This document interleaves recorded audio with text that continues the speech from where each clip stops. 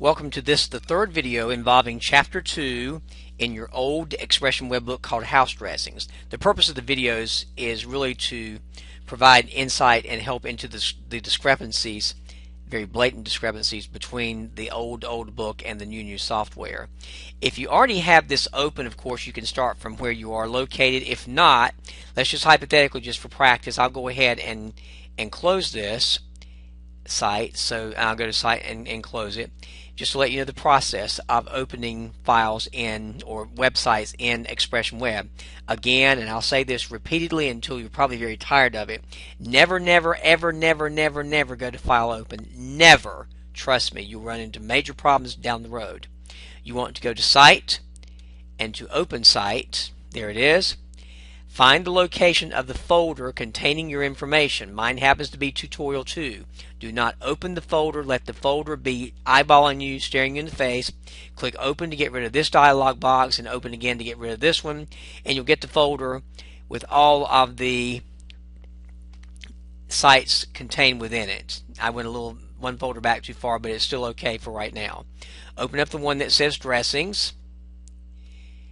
And again, I got a lot of sensitivity here with my mouse because of Windows 8 and just all kinds of nightmares this semester. I'm just having a stroke of bad luck.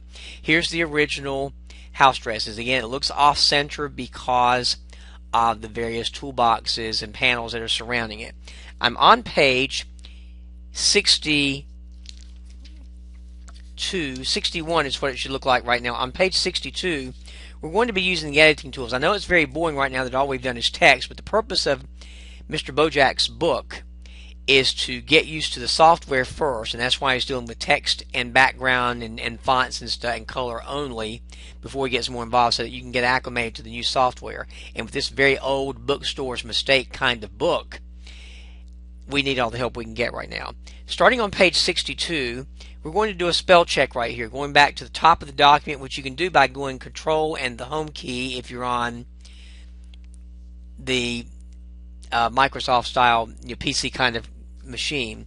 Just go to the top and you can go to the tools. You've got a lot of places to check for spelling actually, and you can go to Tools and choose Spelling right there, which is not what the book says. You can choose Spelling right there, or if you want to go exactly by what the book says, if you're a very exact words kind of person, you can view the toolbar and choose an additional toolbar that is not there already. The one on there now is called the Common toolbar. You can choose one called Standard, and there is a spell check that is actually located there somewhere, and I don't have my you can't see me on this end, but I don't have my reading glasses on, so it's a little tough to see specifically where the spell check is. It is not SP. That's something called Super Preview, which some of you very strongly told me was not in your book, and that's an interesting one. I'm not going to waste time on a video sitting here hunting for it. I'll go ahead and go to Tools and choose Spelling so that you'll know where it is. And you want to run the spell check. It may give you words such as the word houseman, like a person's last name, or like Sisk in my case, and it may claim that it's misspelled. It doesn't really mean that. It simply means that it's not in that spelling dictionary for this software package. So you can ignore this because houseman is spelled correctly. So ignore all occurrences of it. And the spelling, if you typed everything correctly, should be complete. But they're saying that the word haven is misspelled, and I may have spelled it correctly when I was typing this the first time. It's very possible. Just make sure, as far as spelling, if you need to check that spelling, just be sure. Yeah, I spelled it correctly apparently when I was typing, but just check and make sure your spelling is okay. The Thesaurus feature is also on here. You can find the word famous in here, right in the center. In my case, I'm going to take the word famous. You can select it. If you right click, I thought maybe you would find it there. We're not going to find it there, it looks like, but if I click on the word famous and go back to the tools, I have the Thesaurus available also, and that gives me the option of many synonyms. And they want us to choose on page 63, in the middle of the page, step 3, they want you to click the word renowned and replace it. And that just reviews. Now somehow I chose eminent. Again, it was one of those nights where everything for me seems to be going wrong. It's crazy. Choose renowned and replace, and I've got it on there now, so everything should be fine. We can also use the find and replace feature if we need to. They're just showing you features that are similar. And we're going to take the find and replace feature, and it's on there. There's a set of binoculars that should be on your toolbar that allows you to do the find and replace. Again, I'm having trouble seeing this. If you find these, that's okay. If you do not find them, do not worry about it. There's the binoculars right there, in fact. If you don't find them, you can probably go under Edit and choose the word replace. I found the binoculars, so I'll use those. Either one is fine with me. I'll never know the difference. And we're going to click the Replace tab right here. I want to find the phrase Houseman Restaurant. Now, you have to spell it correctly or it won't work. And I want to replace it with something called Gerhard Houseman Inn. G-E-R-H-A-R. Boy, I'm having a night, aren't I? G-E-R, what is it? H-A-R-D-H-O-U-S-E-M-A-N-N-N. And I'll replace all of them. I think I may have 2 or 3 replacements in total. And apparently, like I said, I must be having quite a night. I'm just really not having a good night with this recording. And I absolutely, truly apologize for this. So I'll just have to see what's going on. You're having to forgive me. I'm not as bad off typically as it looks like I am, but apparently I'm doing a really bad job with this. But hopefully you're doing a better job than I am. So please bear with me as I create these videos. I usually do not have this kind of issue when I am working with software, but because of these discrepancies and the absolute nightmares that I'm having right now, it is unbelievable. So let me go ahead and retype this in here. I so apologize, people, for the oversights that are going on as I go through this. I don't know if it's an age thing or if I should quit teaching or if it's just a stroke of bad luck that's going on. So just please bear with me. The reason I keep talking like this is so that I'm afraid that if I pause, there will be that really nervous student who thinks that something's wrong with their computer. So, oh, mine eliminated it completely. That's what happened when I did this a minute ago. Let me see if I undo, if I can recover some of this stuff that happened to me earlier. That may be what happened when I made the mistake earlier. Let's see what's going on. Yeah, that's what happened. Let me go back and do my find and replace again and see what happens with this. So I'm going to go to the find button. I'll choose replace. I got Houseman Restaurant, Gerhard Houseman Inn. It says find it and replace it with the other part. I think we all know how to find and replace. It's just that it has been a very difficult situation here. Let me see what happens when I hit replace all. Okay, it did it. 2 occurrences happened, and I made the changes, and it worked out very well. I truly apologize. All right. Now it says to close it so that we can go back in and replace it again. So I'll go ahead and save this. Now I can save the individual page. Again, I always use save as even though the book says save because I like to make sure that I've got everything in the right place. So I've got that saved. Now if you want to close the browser, you can. You might want to preview it according to page 65 by hitting the F12 button and see what it looks like. Everything looks good so far. Match it with what's on page 66. Be sure you check for spelling. And I'll close this internet window back to Expression Web.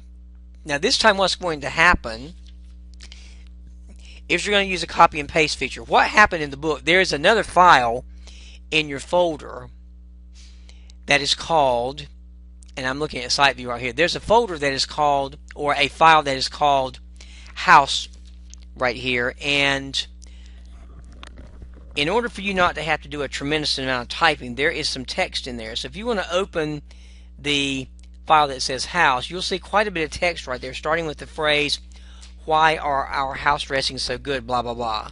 And you've got the content right there. What we're going to do is select all the text. You can do that just like you do in Word by hitting Control A, or you can go to the Edit menu if you want to and choose Select All. And we're going to copy this. All of you hopefully have learned copy and paste already, and so I'm going to do Control C to copy it. Now, you should have the dressings page already open. You can click the tab to get to it, and what we'll do is click below the first paragraph that we typed earlier, and we'll do Control V for paste, and that will put, I don't know what happened there, again I'm having a fluke night. Let me do this again where I copy this. I've copied everything, and hopefully it's going to paste correctly for me this time. There we go. Now I got it pasted.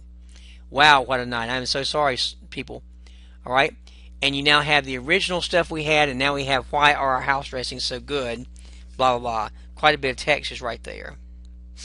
Alright, now what we'll do is to take this text that's just been put in here, and at the bottom of page 68 we'll apply the heading 2 style. The big heading, of course, at the top is house dressings.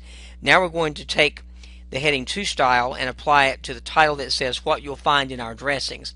So I'll select this guy right here. You can select it by dragging across it, or you can click the P right there, and that will select that paragraph. Go to the paragraph drop-down dialog box, drop-down menu rather, and choose heading 2, which is a little bit smaller than heading 1, but still a pretty good size. So now you have that one taken care of.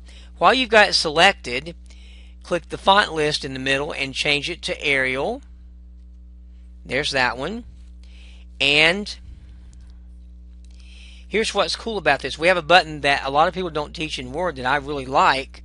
If you leave that selected, you can go to the standard toolbar and find, it looks like a little brush. Hopefully, yeah, there's on the standard toolbar. And in my case, it's near the Arial Helvetica menu, and it's called Format Painter. If you click on that, it allows you to use the font and heading size that you had in what you'll find in our dressings. And if you'll scroll down the list, down the page rather, and find the heading that says what you won't find in our dressings, step 8 on page 69, you can click anywhere inside those words and it will give you that same style. Well, actually you probably should go in, let me go back and do this again. You should probably go in, and when you could actually select the text right here and do heading 2 and the Arial font again, but if you want to do the Format Painter, you can have this text selected, choose the Format Painter, go down to the bottom, be sure the little paintbrush is in your mouse pointer, and mine was not. There it is. If you select all of it, it will be in the same style. If worse comes to worse, you can select that and choose heading 2 like you did before and the Arial Helvetica font, and you'll get the same thing. You basically have those two subheadings taken care of. We no longer need the house file. That was just to get text. So if you want to go up here to this little tab where the house is, you can just right click it and just close it, and that will eliminate it, giving us our main web page that's called Dressings. Alright, we'll now go in and we'll look at some different lists. There's several lists in here in this particular page. There's one that starts with gum, stabilizers, and thickeners, and I think that's the only one there. You've looked at bulleted lists before. I'm sure that's what's happening right here. If you go in and select those 7 paragraphs, I'm on the bottom of page 71, starting with gum and going through artificial sweeteners. You can go in and on the common toolbar you can click the bullets. You can choose the 1, 2, 3, or you can choose the standard bullets which have the little holes in them, and that's the one we're going to use right there. And it will look like, your page will look like what happens on page 72. You can change the appearance of the bullets, and if you looked inside the little code at the bottom of the screen, it will give you something that has the letters UL, which stands for unordered list. That just means it doesn't have numbers or letters of the alphabet A, B, C, D with it. And the little LI that you see beside surrounding gum and stabilizers, those are just the individual list items. The LI stands for list. Going back to the design mode, if you were to have those bulleted items selected again, You can go down to the bottom of page 72 and click the Format menu at the top of the screen with the bulleted list selected and choose Bullets and Numbering, and you can make very particular bullets instead of the standard black ones that you see right there. So you want to click the image in step 6 on page 73 that gives you square bullets. Click that and click OK to confirm it, and you'll have square bullets instead of the round ones. You can also change the type of bullet if you wanted to by, as I said before, by choosing numbers or letters or whatever you wanted to do right there. Let's go and also keep these selected, and on page 75, while we have those selected, we can choose the Format menu, choose the word Font. And in this particular case, we get a big dialog box that has all kinds of selections here. We'll choose Bold Italics from the font style. From the color list, we'll choose Maroon. And it's the fourth color in that first row. And we'll click OK. And that will change the color of the bullets and of the words right there, and they'll make them italics. So that's what we have so far. Now, if we skip forward, I'm just going through the mechanics of this exercise for right now. And if we go to the paragraph bottom of page 77 where it says I continue to be amazed, if I click anywhere in that paragraph, I will see the little P letter that comes up, which indicates paragraph in the HTML code. By clicking that, I'll select the whole paragraph, and then I can use the arrow that is on the common toolbar that says increase indent position. What it does is it indents it further toward the center. So by clicking that once, you see that it's done the indentation of the paragraph on the inside. And you can do that as many times as you want to. And if you want to go backwards, you can go the other way. You only want to do this one time, actually. Leave it selected, and then, according to page 79 at the very top, you can click the bold button to make it bold, and you can click italics, and that will give you that special font there. You can then leave it selected, click the Format menu, choose Paragraph, and you have some other options you can do. For the indentation, they're wanting us to use the spinner box for the left side, so instead of 40 pixels, we're going to go down until it says 15, so we can specifically not use the standard indenting, but we can make it very specific. For the right side, we can also make it 15 by choosing the spinner button to make it go up higher. Even though it just says plain old 15 right there, the default will be for pixels. For indenting first line, we'll change it to 10. In the spacing for before, we're going to choose 12. Again, I'm on page 79 in your book. After, we're going to do 12 so we can control the kind of spacing that's there.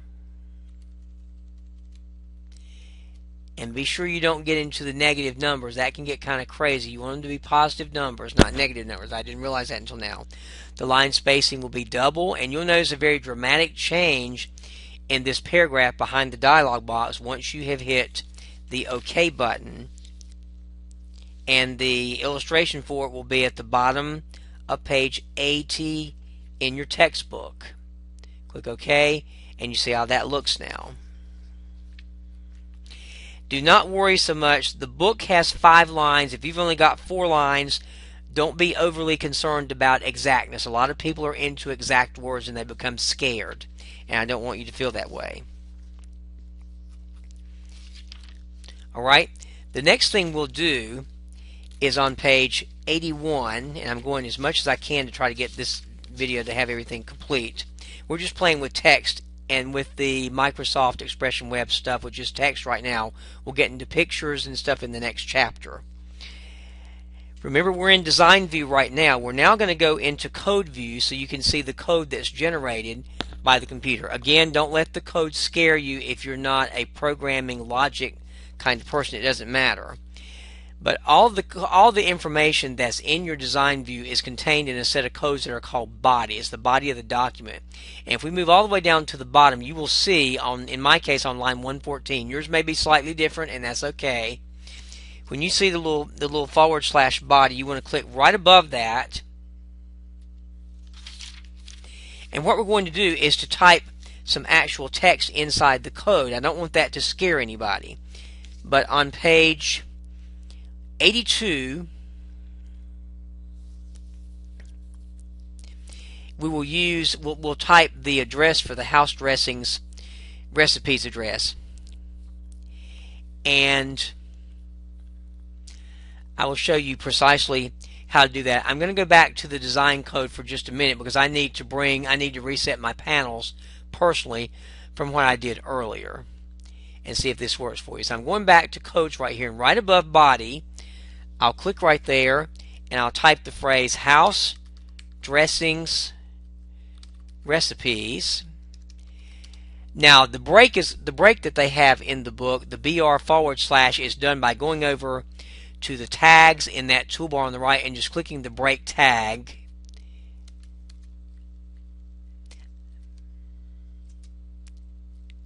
And my computer is freezing on me. I apologize for that.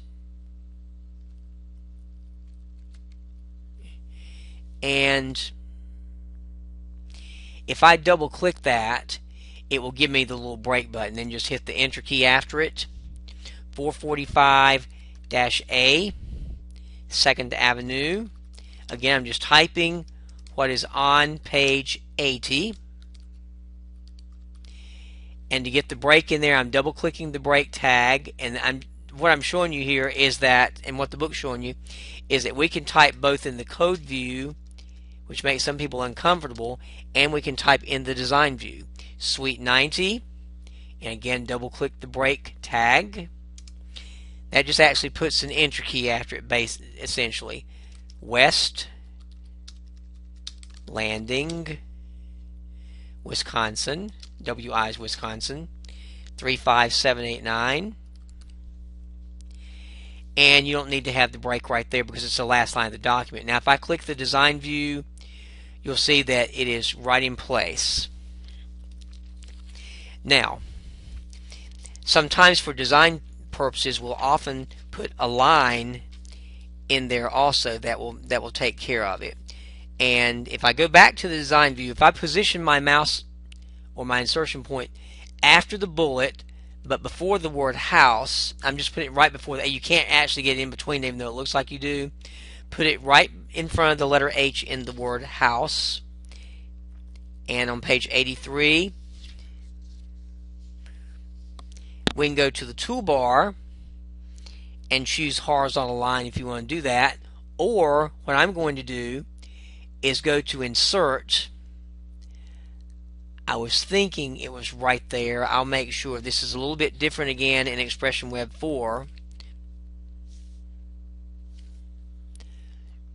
And I'm just going to see if I can find the horizontal line right there. From the toolbar task pane, step 3 on page 83 in the upper right corner of the screen. So right in front of the letter H in house, I'll see if I can find a horizontal line right here. Windows 8 loves to be more helpful than I want it to be. And this is going to be on the, let's see, which toolbar is it on? It's in the toolbox task pane in the upper right corner of the screen. There we go. I'm sorry, I didn't read it properly. I'm going to double click horizontal line, and that will give you a line right across the bottom. Now, if you double click the actual line itself, page 84, you'll get some properties that will come up. In this case, the width is 100% across. In other words, it'll go all the way across the page. The height is 2 pixels. The alignment is center. I'm going to change the width according to the directions to 20. You can use the little spinner or you can just type it in. And change the height to 6. The alignment to left. Again, looking at pages 84 and 85. The color will be teal. Just change the color to teal. It's the last choice in the second row. And then click OK. So that gives you some editing with that line. So it only goes in that one place. It's very small. You can see this on page 85. Let's go ahead and save this page. We can hit F12 to preview it in the browser and OK to save it. And that's what it looks like so far. So hopefully you have a very neat page so far. Now mine for some reason right now is not showing my line actually. Sometimes that, I don't want you to panic, sometimes it's the particular browser. You may see it differently in Internet Explorer from the way you see it in Google Chrome or in Firefox or in Safari or Opera or something like that. If I can't see it there when I'm grading it, I don't want you people who worry about your grades a lot to get scared. I can always look at it in Expression Web. And if I see the teal line right there or something else, I'll give you credit. I don't want you to ever be worried or panicky about that. Okay, finally, we're going to get in and create the document footer if it will let us do that. So let's go back in the design view. I'm going to go to the very end of the document, and if I hit Control End,